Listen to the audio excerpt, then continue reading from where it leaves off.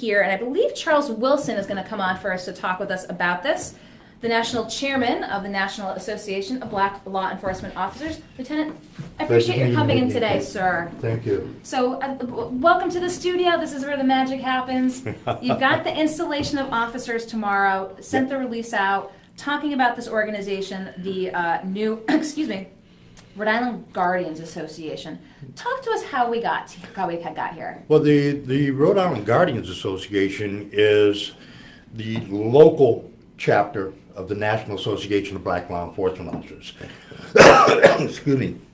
I have the privilege and honor of being the national chairman. We're very pleased that the local organization is coming together. The group that is now representing the national interests here in Rhode Island is much more diverse than what it had been previously. Our local president, vice president, secretary, and treasurer are highly experienced officers. The remaining members of the organization are just as experienced. And we're very pleased with the way that they're coming together. We're looking for some very interesting things to come out of Rhode Island. From the national perspective, one of the issues that we just voted in our conference meeting last night is a partnership with an organization out of the Washington, D.C. area. NABLEO is going to extend into their youth mentoring program. Rhode Island is the only one of our chapter organizations that specifically has a mentoring program written into its constitution. Okay. So that program is coming to Rhode Island. I've already guaranteed it. So how does that look? Let's talk a little bit about the mentoring program.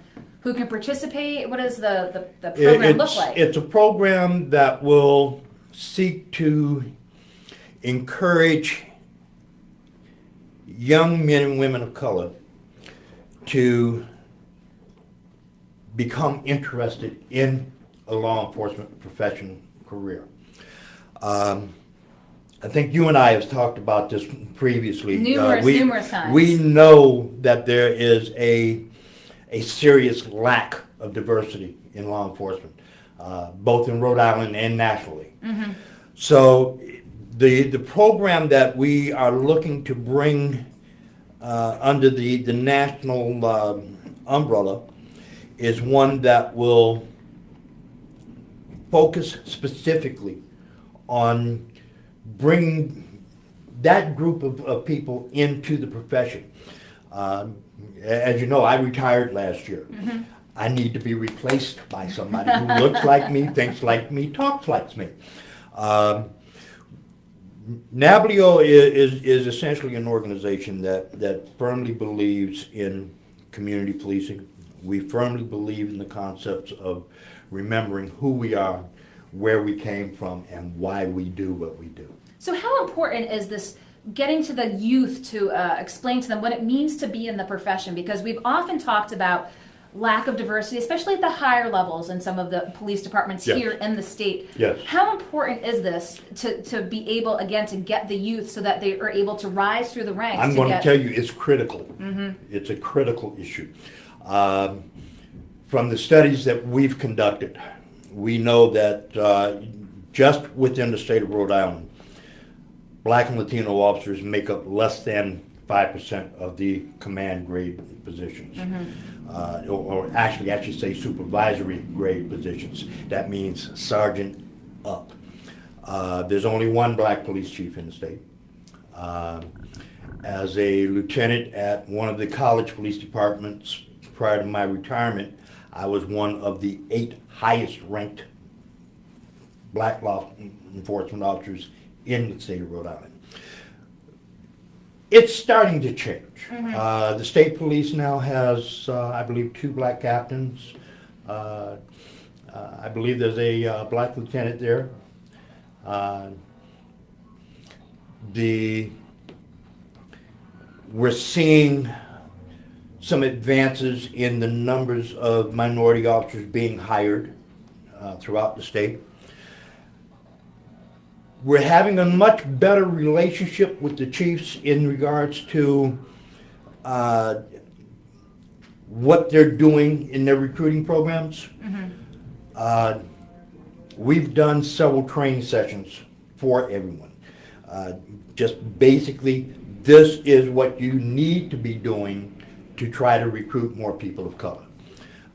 Since we've done those training sessions, I get calls from all the chiefs. They want to know more about Yes. how they can tap into your expertise.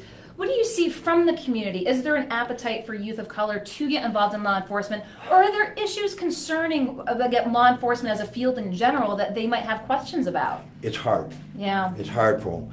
A lot of the young people I talk to say point blank, it's not cool to be the popo. Okay? But they're basing those opinions on what they see from the more national Yep. issues that have come up. I tell people religiously, the institution of policing is in and of itself inherently biased against people of color and low income. But the profession of law enforcement has improved itself dramatically over the last 50 years. So if what you're looking to do is change how law enforcement interacts with people in the community, don't try to change the system, change the profession. Okay. So you're trying to get more folks involved. We're going to talk with John a little bit, but what can we expect to see out of the Guardians Association? Apart from the mentoring program, what else can we see in the coming year? You're going to see them get very heavily involved in recruiting. You're going to see them get very heavily involved in the community. It's what we do. It's what we do. I'm waiting to see, how many more people become involved with the organization. Right now, it's still a relatively small group, but there's a lot of room for advancement. There's a lot of room for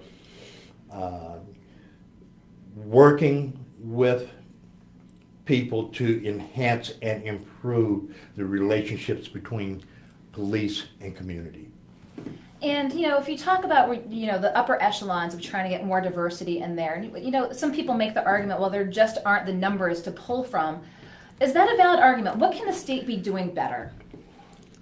I'm going to say that individually within the various agencies, they need to do more mentoring of the people that they have there.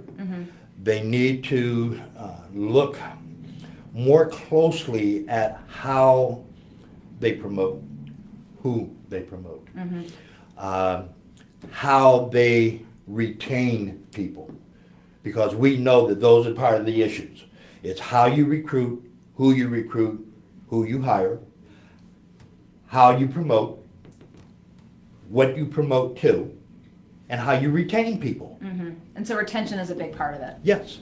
Absolutely. Well, tomorrow there's going to be the installation of Yes. the new members of the Yes. Rhode Island Guardians Association, which is why I wanted to get you in beforehand to tell folks a little bit more. We've got John around the corner, but before I let you go, Charles, anything else you want viewers to know about this group? They're sponsoring, or rather, I'll say they're hosting the Nationals Fall Conference in October. It will be held here in Rhode Island. For 2 days, we're going to do training sessions for law enforcement officers from New Jersey, New York, Connecticut, Rhode Island, Massachusetts, New Hampshire. My board of directors meeting will be here at that time. We've got elections again. So I've got to decide by June 10th of this year whether I'm running. Oh, goodness. You've got a lot on your plate, Charles, so I appreciate your coming in to talk with us about this with a busy day tomorrow. Yes. And John around the corner who's going to tell us a little bit more. So I appreciate your coming in It's today. been my pleasure. We will Thank you. talk soon, and have a great day tomorrow.